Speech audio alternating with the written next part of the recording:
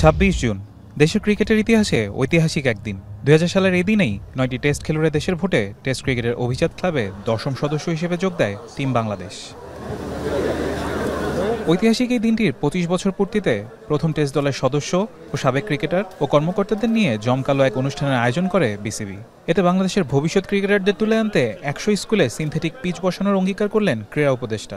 কেন্দ্রীকরণের যেই উদ্যোগ বা যেই কথা আমরা বলছি সেটা বাস্তবে রূপান্তরিত হচ্ছে এবং এর মাধ্যমে আমরা একদম পাড়াগাঁয়ের কিংবা অলিতে গলিতে ক্রিকেট খেলা কোনো একজন বাচ্চাকেও আসলে ভবিষ্যতের স্বপ্ন দেখাতে পারবো।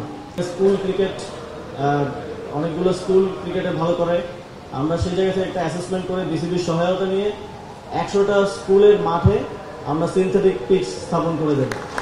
টেস্টে হাঁটি হাঁটি পাপা করে ২৫ বছর পাড়ি দিল অভিজাত এই ফরম্যাটে নিজেদের উন্নতির সুযোগ দেখছেন বিসিবি প্রধান।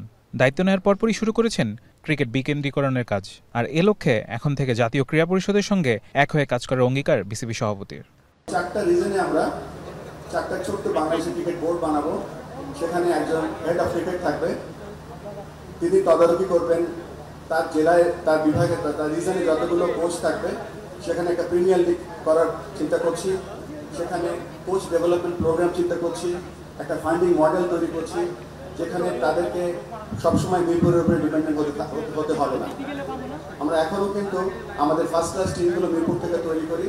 আমরা শুরু করলাম এই ২০২৫ সালে এবং ২৫ সালের পর থেকে আমরা ২৬ বা ২৭ সালের মধ্যে আমরা আশা করব যে আমাদের যে ৪টা বড় বড় রিজন থাকবে সেই রিজন থেকে তাদের আন্ডার-19 টিম, আন্ডার-17 টিম, ফার্স্ট ক্লাস টিম, মেয়েদের সবগুলো age group team plus emerging team আমরা রিজন থেকে আনবো।